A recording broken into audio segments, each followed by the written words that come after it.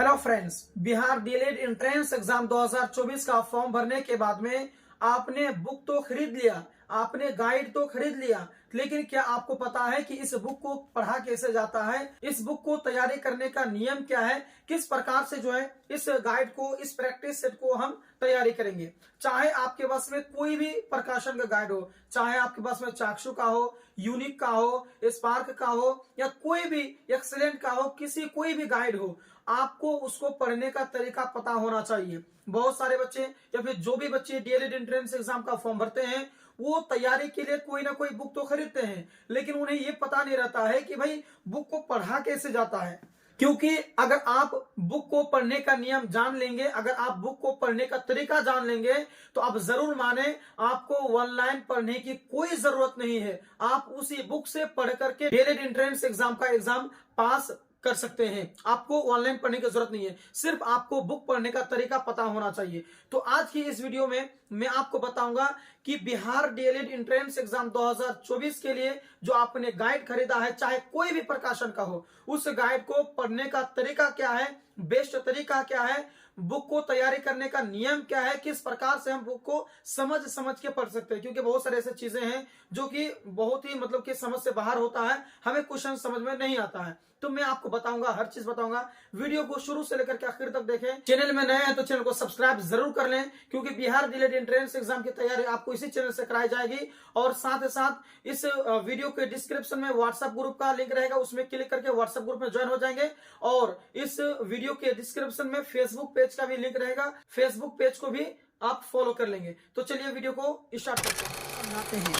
देखिए, आपके पास में कोई भी बुक हो चलेगा। मैं फिलहाल आपको यूनिक का गाइड से समझाऊंगा कि आपको पढ़ा कैसे जाना है। आपके पास में अगर चाक्षु का बुक है, स्पार्क का है, एक्सीलेंट का है, कोई भी बुक है, टेंशन नहीं लेना है। मैं अभी जैसा स्टेप में आपको बताएगा, सेम वही प्रोसेस आपको करना है, आपको समझ में आएगा। आपको इसी तरीके से पढ़ना है। तो मानिए कि आपके सामने में जो है एक प्रश्न है कि मेरा छोटा भाई अमर दिल्ली जा रहा है, तो वाक्य में कौन सा पदबंध है? तो आपको बतानी है कि क्रिया विशेषण पदबंध है, कि क्रिया पदबंध है, कि संज्ञा पदबंध है, या फिर सर्वनाम पदबंध है। तो ये सवाल आपके सामने में है, इसका जवाब आपको बतानी है। तो मानिए कि जब तक आपको पता ही नहीं होगा कि भाई आखिर पदबंध किसे कहते हैं, इससे कितने प्रकार हैं, तो आप इस सवाल का जवाब दे पाइएगा? बिल्कुल नहीं दे पाइएगा। चाहे आप क्यों ना रट लें, आप कितनों भी इसको कुछ कर लें, लेकिन आपको समझ में ही नहीं आएगा। तो इसके लिए आपको समझना पड़ेगा, आपको इसमें क्या करना पड़ेगा, आपको वीडियो यूट्यूब में सर्च करना है कि भाई पदबंध किसे कहते हैं और इसके कितने भेद हैं, और सारी चीज को आप पहले समझ लेंगे। उसके बाद जब इसको आप हल करेंगे ना, तो आपको अच्छी तरीके से समझ में आएगा। बस समझ रहे हैं ना? उसी प्रकार से मानिए मॉडल प्रैक्टिस सेट 1 से मैं अभी बता रहा हूं कि निम्नलिखित में से कौन देश शब्द है। ये आपका इसी बुक है, डीएलएड का ही बुक है ये आपका, ठीक है। तो मानिए कि आपके सामने प्रश्न है कि निम्नलिखित में से कौन सा देश शब्द है। तो अब आपको पता ही नहीं रहेगा कि भाई देश शब्द किसे कहते हैं, तो आप इसका जो है कि आंसर में टिक नहीं लगा सकते हैं, आपको समझ में ही नहीं आएगा। तो मैं आपको पढ़ने का तरीका ये बता रहा हूं, आपको ये समझाने की कोशिश कर रहा हूं कि जो चीज आप नहीं जानते हैं ना, उसके बारे में यूट्यूब में पहले सर्च कर ले। जैसे कि यहाँ पर क्या लिखा, देशज। अब देशज शब्द किसे कहते हैं पता नहीं है ना, तो सबसे पहले आप यूट्यूब में जाएं और वहां पर सर्च करें कि भाई देशज शब्द किसे कहते हैं। जब आपके सामने में आ जाएगा, आप उसको देख लेंगे, समझ लेंगे, फिर आप इस सवाल को हल करने के लिए आएंगे ना, आपको मतलब कि अच्छी तरीके से समझ में आ जाएगा।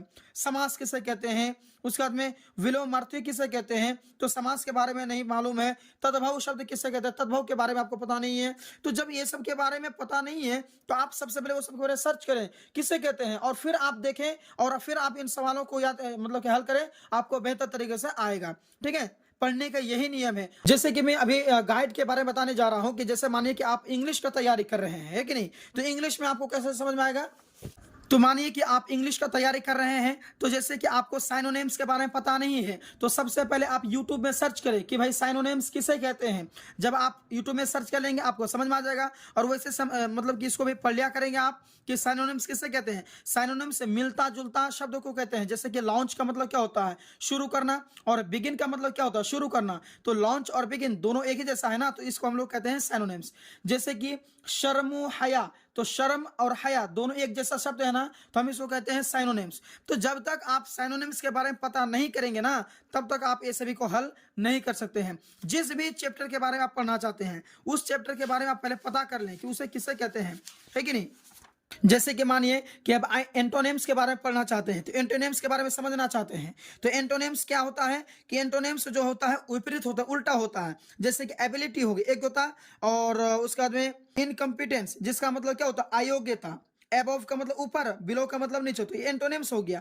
तो जब तक आप एंटोनिम्स का मतलब क्या होता है विपरीत, तो जब तक एंटोनिम्स के बारे में आप पता नहीं करेंगे तो ये सभी चीजें आप हल नहीं कर सकते हो। उसके बाद में यहाँ पर जो भी आपके वर्ड्स दिए रहेंगे ये सारे के सारे एंटोनिम्स हैं, इसे आप याद कर लिया करें। उसके बाद मानिए कि कोई भी चीज, चाहे वो मैथ हो, चाहे वो साइंस हो, चाहे हर चीज हो, जो भी चीज के बारे में आपको डाउट लग रहा है ना, सबसे पहले आप यूट्यूब में सर्च कर लें। उसके बाद मानिए कि आप उर्दू की तैयारी कर रहे हैं, तो उर्दू में मानिए कि कोई चीज आपको समझ में नहीं आता है, और जैसे कि यहाँ पर दिया हुआ है, मैं आपको बता देता हूँ पहले। जैसे मानिए कि यहाँ पर आप पढ़ रहे हैं कि इसमें सूत, इसमें कैफियत, इसमें सूत, इसमें इशारा, ये सभी है ना। तो मानिए कि ये सब के बारे में आपको पता नहीं है, तो अब आप कैसे होगा पता। तो यहाँ पर देखिए कि यहाँ पर आपको दिया हुआ है, उर्दू कवायद में आपको दिया हुआ है, ये सब को आप पढ़ लिया करें। कलमा किसे कहते हैं, लफ्ज़ और उसकी किस्में, हुर्फ निदा, और उसके बाद में इल्म की किस्में, कुनियत, खिताब, लक़ब, उर्फ, तखल्लुस इस्मी, है कि नहीं। ये सभी चीज़ें के बारे में पहले आप पढ़ लिया करें। आपके पास उर्दू का गाइड होना चाहिए ना, यानी जो भी चीज़ आप तैयारी करें उसका गाइड होना चाहिए।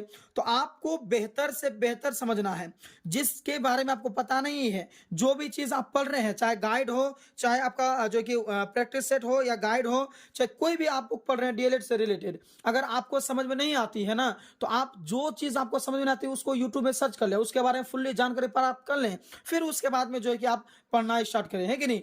तो आई होप आपको ये वीडियो बहुत ही हेल्पफुल लगा होगा। अगर आपको ये वीडियो अच्छा लगा है तो प्लीज हमारे चैनल को सब्सक्राइब कर लें, हमारे वीडियोस को आप लाइक करें। तो मिलते हैं नेक्स्ट वीडियो में, धन्यवाद।